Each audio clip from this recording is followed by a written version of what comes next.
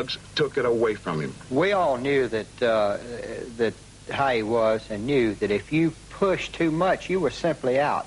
If you were out, how in the hell were you going to help him? That's right. Yeah. You know, we knew the situation, so we're in here trying to do what we can of what he'll allow you to do.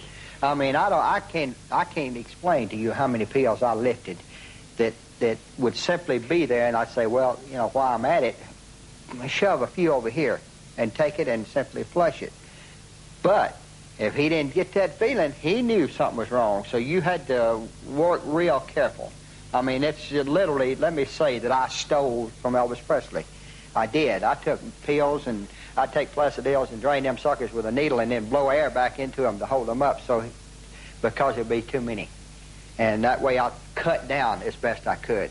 But if he didn't get that feeling, boy, he was somewhere getting them. So you're damned if you do and you're damned if you don't.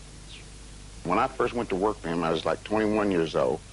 And he was like the big brother that had been out there and seen part of the world and everything. And I was learning from him, and he was taking care of us.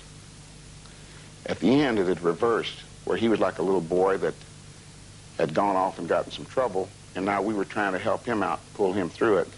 Just almost a reversal of the roles, you know. By now, Elvis is pretty well hooked. Just like Red said, there wasn't no going back. And Elvis, be honest with you, was totally wore out. Mm-hmm. Totally. No. And Ginger came on the scene. Ginger Alder. Ginger is a very pretty woman, and she was young. Here's a 22-year-old that's got a lifestyle that she likes, and here's a 42-year-old that had done everything in the world, and not too much interested him anymore. I mean, he had done it all. I mean, you know, whatever you name, he probably had done it. And he asked me one night, he said, what is it? He said, she acts like she don't want to be around sometimes. I said, Ginger likes showing you off. The fact that she's going with you, she wants her family to meet you, her friends to meet you. This is her way. And she enjoys nightclubs. She enjoys pool parties. I said, all the things you've already done. I said, now, in order to hold her, you've got to give a little. I mean, you've got to go to her lifestyle and not so much expecting her to do all yours. And I've experienced a whole year of him and Ginger, and I am sick to the bone of it. And I told my wife, I said, man, I am sick of it. I'm tired of it. I said, I wish he would ditch her, get somebody else. I said, but nothing you say seems to change his mind. And I said, you know, I've just about had it. I said, I just can't handle it. She said, look, I never will forget that because it stood out. She said, just bear with him. She said, because, you know, we might not have him long.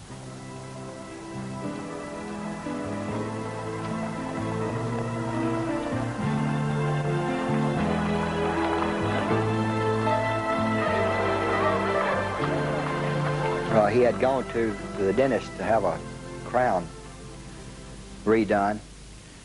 After that, we came back to Graceland, and he went upstairs with Ginger, and I didn't find out till later what it was, because he normally, you know, he's up this time and he's wanting to do things, you know. So I asked him, I said, you going to be up there? He said, yeah. He said, I'll probably call it a night, which was unusual. So about, I guess about 4 o'clock in the morning, I got this phone call, and he said, would you and Joe come out here? I said, me and Ginger want to go down and play some racquetball. So we got dressed, and we go out there and meet him and go to the racquetball building he's got on his property. He had one built. And we're starting to play racquetball. Anyway, I kept hitting the ball. You almost had to hit it right to Elvis because he was not going to move. You know, I mean, it's just that simple. So I'd hit the ball to him, and instead of him trying to hit the ball back, he was trying to hit me with it. And a couple of times succeeded. And boy, when he hit it hard, that ball would sting the fool out of you. So this one time, boy, I hit it real hard, and he swung at it. Boy, I mean, he was going to lay it on me this time, but he swung it, he missed it, and he hit himself on the shin. Well, he hollered, and here he goes limping out, and he sat down, and he started to raise his his pants leg. When he did, I said, "Is it bleeding?" He said, "I don't think so." And I reached and got it, pulled it back down. I said, "Hell, if it ain't bleeding, it ain't hurting." And of course, he threw the racket at me at that time. And then he got on the piano, and he was playing the piano and all night. He sang some gospel song just briefly, just part of it. And then he got on Blue Eyes Crying in the Rain, and he played that, and he pretty much went all the way through that one. And then I had asked him about Ginger, see, because it was strange for him to come from the dentist's office and stay in his room that long and then call me later. I knew something wasn't right. I knew he wasn't going to go to bed. So I asked him, I said, "Look," I said, "what was wrong?" I said, "You and Ginger came upstairs," and I said, "Later you called me, play racquetball." I said, "Well, what's the problem?" He said, "Oh, hell," said, "she's not going on the first part of this tour." And he said, "That reminds me." He said, "You remember that little girl I took to Palm Springs?" I said, "Yeah." He said, "Get in touch with her. I want her to go on the first part of the tour, and then before Ginger gets there, we'll send her back." So I said, "Okay." And we went up, he got up, we went back to the house.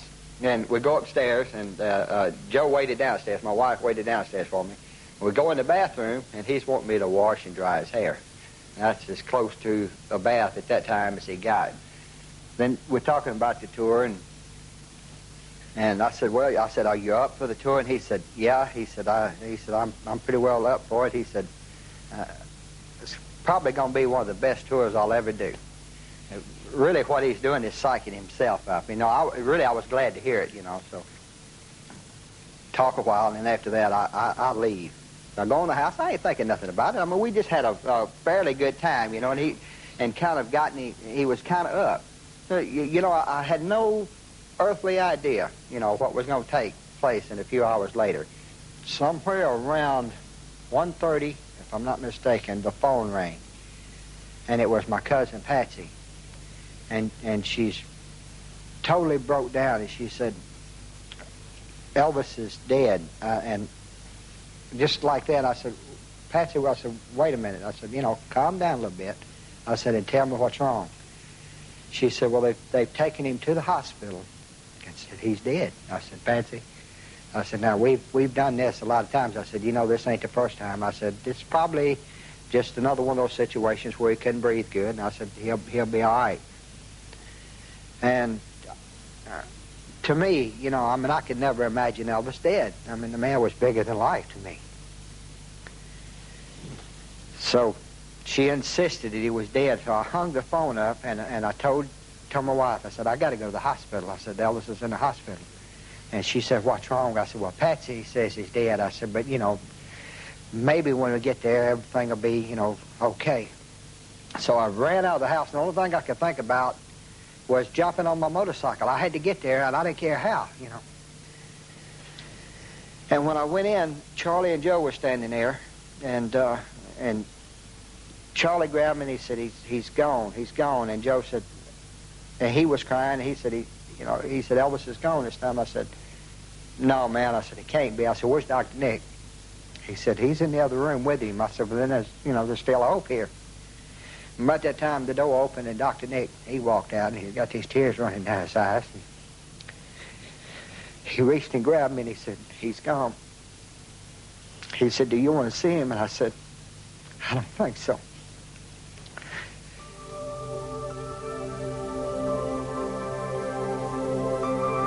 I just got mad at him because he died. I said, you had no right. I said, "You deprived everybody of a lot of good things." And I said, "You had no right to die."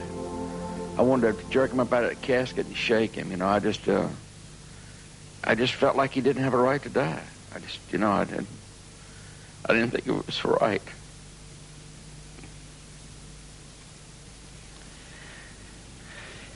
His ways have affected us. Always will. We pattern a lot of our ways after him, We just, everything, I guess outside of my father, he was the closest thing I had. And when we lost him, we sort of all lost part of ourselves. We never, ever recovered. We all do something every day like he did, and we all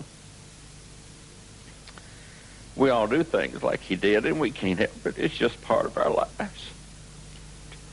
And it's not easy. We still miss him a lot, an awful lot.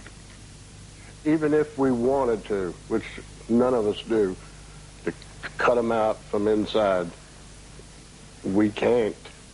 We don't know any better. We just, we grew up, around him, and the things we do sometimes are not right. But this. What else do we know?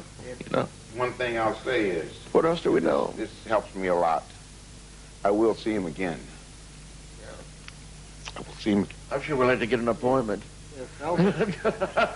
If there's any way, and Elvis ever had a doubt that we cared for him, I think this right here, if he's able to, out there somewhere, to visualize it or see it, the doubt's gone. Oh, yeah. It's got to be gone. It's funny, okay, it's been 20 years now, almost. And it started out with a little group. Others came along. They've all gone, but the original group is sitting right here. Mm-hmm. We were part of something unique. We didn't even realize what we were a part of until after it was gone. And we spent a lifetime with a legend from the time we were kids until we were grown men, and it was a hell of an experience.